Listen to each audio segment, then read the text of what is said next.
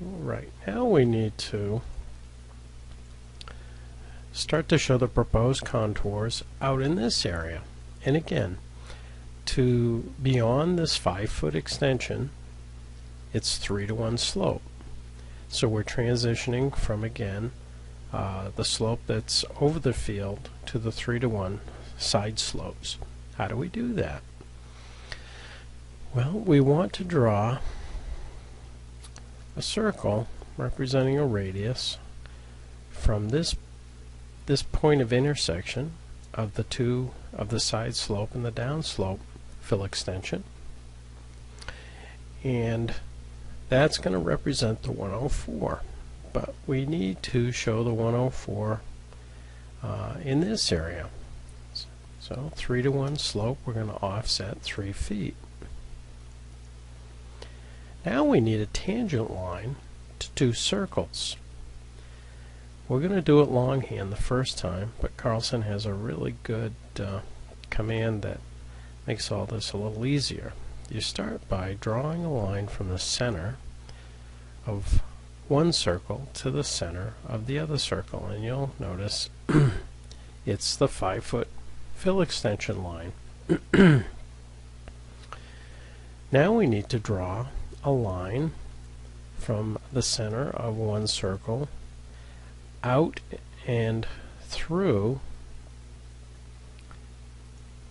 the circle that's going to represent our 104 contour, and you can do this anywhere. It doesn't matter where the line intersects the circle, but what is important is that we now offset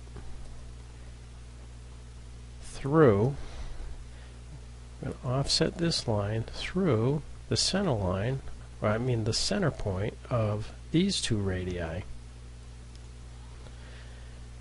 And we need this line to be extended to where it intersects the 104.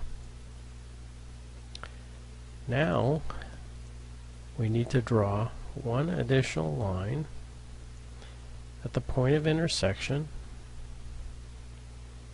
of the radius and the construction line we just drew. And now we're going to fillet this construction line with the 5-foot border line. So fillet radius 0.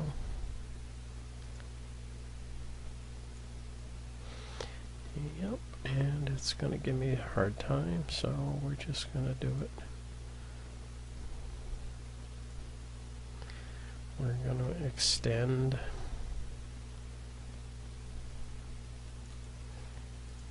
that line, and now we're going to extend to there. Alright. Because they're at different elevations, it didn't want to fill it. So we've now got our construction line, and if I were to be consistent, I would change that line to white because it doesn't represent the contour line.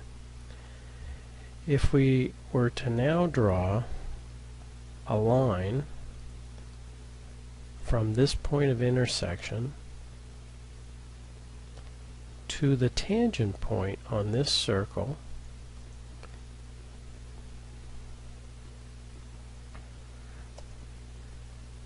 you would discover that that line is also tangent to the first radius. So it's not important at what angle you draw this construction line. It will always, if you follow the same methodology, it will always come back to the same point of intersection. And if you start your tangent line from that point and go to the far radius and make sure it's tangent, it will be tangent to the other radius. So we can get rid of that construction line, and we can trim this up a little bit.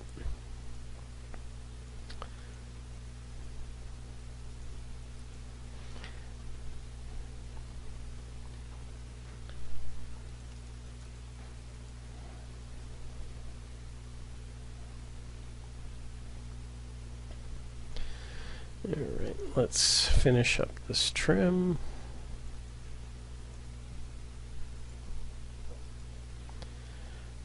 there's our 104 contour. So the 102 is going to be 6 feet from that one. We can just offset.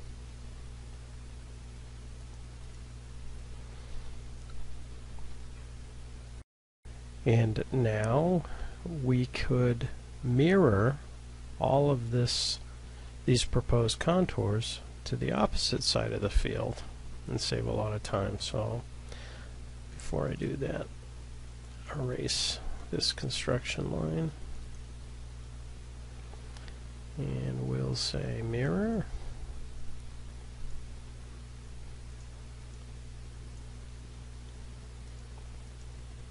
Now we're going to actually need all of this information on the other side. Maybe not, but just follow through with the methodology. Alright, so we have our proposed contours, and you can see that the 102, we only need it to go to the point of intersection of the original grade at the 102. So we're going to trim that back.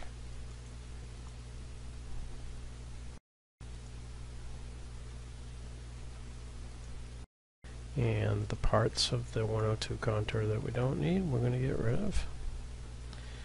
And we now need to bring the 104 contour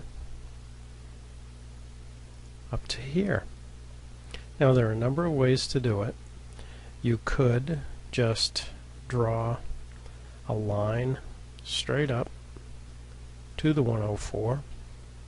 Oftentimes your field will have a septic tank in this area and you'll have to contour around it on one side. But just so that I can show you a common technique when pumping to a field, and that would be to attach the 104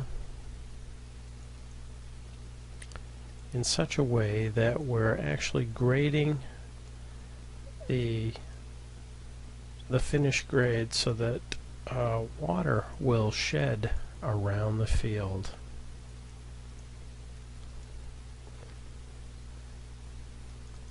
You'll notice I started at the middle of the field. You don't necessarily have to, and we'll trim that up a little bit.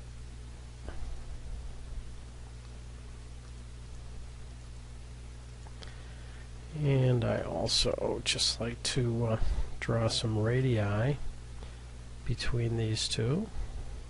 So we're going to do a circle, tangent, tangent, radius, tangent to both of these, and I'm going to make it a 2-foot radius, and we'll do the same for the other side.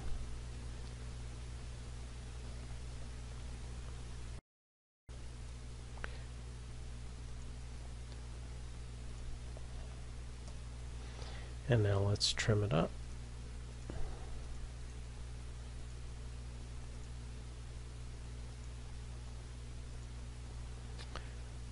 And there. So now we've taken care of any sheet runoff that's going to come down and potentially have an impact on the field. We're going to divert it away and around the field.